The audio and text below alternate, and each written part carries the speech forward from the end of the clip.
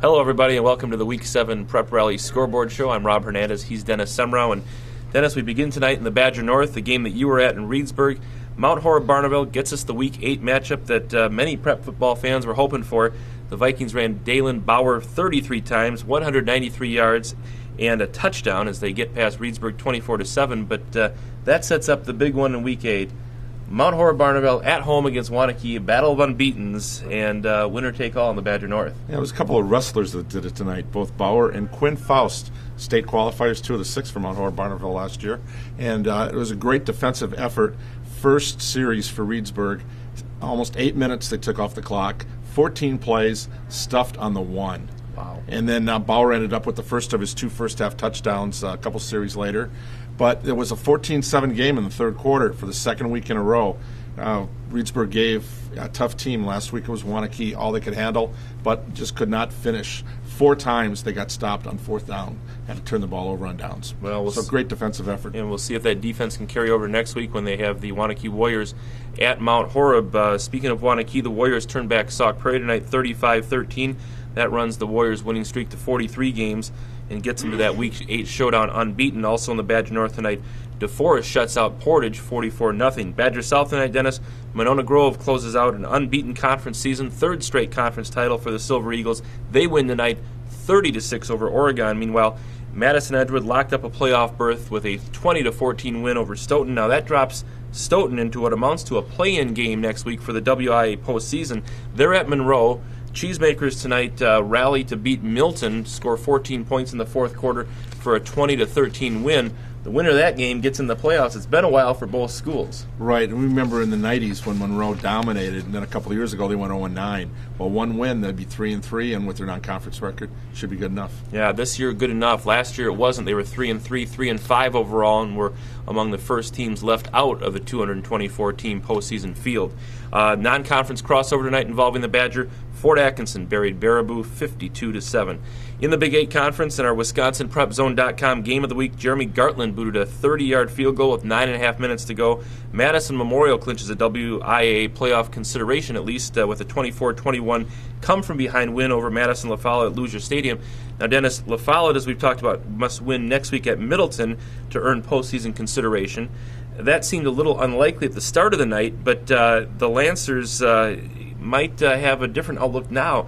Middleton falls on the road to Janesville Craig at Monterey Stadium 20-13, so I don't think we can quite count out the Lancers.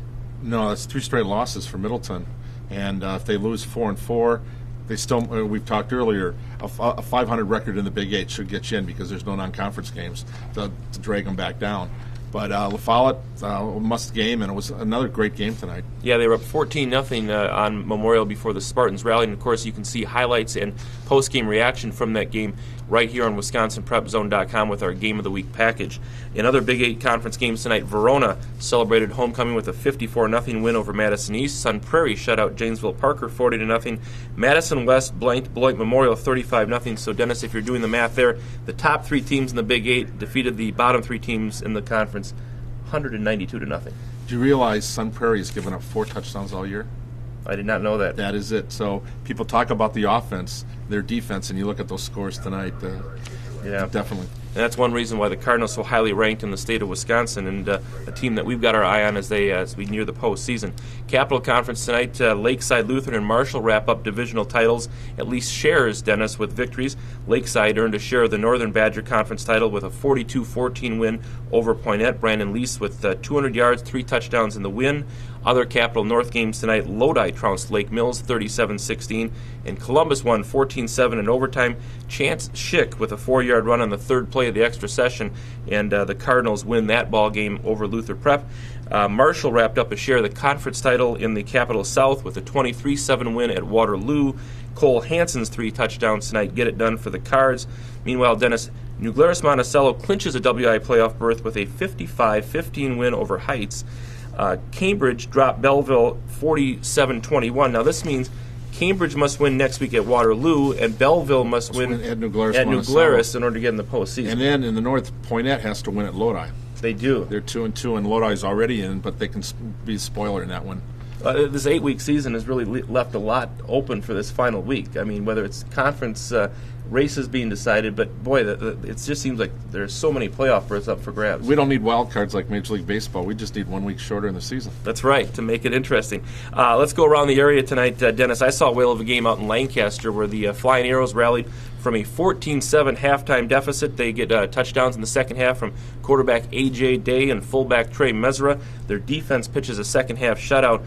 21-14, the final. Lancaster wins, but they don't give points for moral victories, but I think River Valley felt pretty good about going into Lancaster tonight and giving the Flying Arrows a good ball game.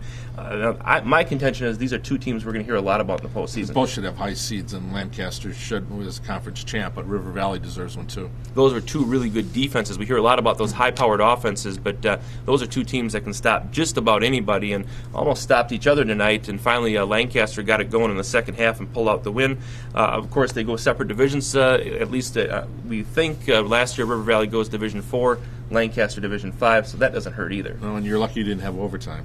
Very lucky, very lucky.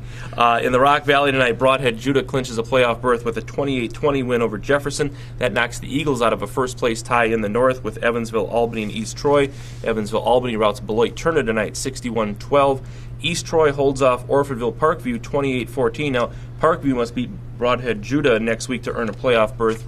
Right now, only two teams in the South have earned playoff consideration. That'll be another great Week 8 game. Right, and Broadhead Judah's on a nice winning streak right now after a slow start, so they're not. They took care of business, so it wasn't a must-win next week for them. Yeah, a lot of relief there in Broadhead. Jim Mathias' team really coming of age with a young team. Quickly, Dennis, in the large Trailways Conference tonight, Zach Gross runs for 139 yards and 3 touchdowns as Deerfield wraps up its first conference football title in 27 years with a win over Montello Princeton Green Lake. That's a mouthful, 42-6. Deerfield was in the state title game just a few years ago, but 27 years for a conference title. A lot of celebrating, but we haven't heard the last of them this year. No, not at all. And finally, a big old shout-out to Coach Mark Martinez and the Madison Abundant Life Challengers. They wrap up a berth in the very first WIAA 8-man football jamboree this November in Schofield with a 48-8 win this afternoon over Beaver Dam Wayland. Senior Dylan Rockwell scores 5 touchdowns on us, 1 running the football, 1 returning to punt, and 3 times receiving as ALCS goes to 5-0.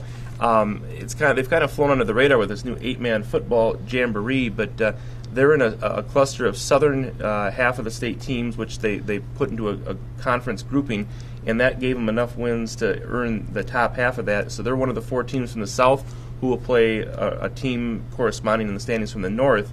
How exciting is that to make history for Abundant Life? And to have that happen in our area, and I think in the future we might end up with 6 divisions and a 7th division for that 8-man football. This is a growing program, definitely. Yeah, the Jamboree might serve as the catalyst for more of the 8-man variety of football for schools that just can't field the numbers to play 11-man football. Dennis, there's so much more on WisconsinPrepZone.com. Other SWAL title clinched tonight by Cuba City, a big playoff implication game in the 6 Rivers between Belmont and Shullsburg. And we've got one more week of football left. Yes, and then the playoffs. Next week here on WisconsinPrepZone.com, we'll not only wrap up the Week 8 games, but we'll also look ahead to the postseason. We should know by this time next week who the 224 teams are in the postseason field. So one more week to go and a lot to be decided. So tune in and hear again next week for all of that. For Dennis Semrau, I'm Rob Hernandez. Thanks for watching the Prep Rally Scoreboard Show for Week 7. We'll see you next week.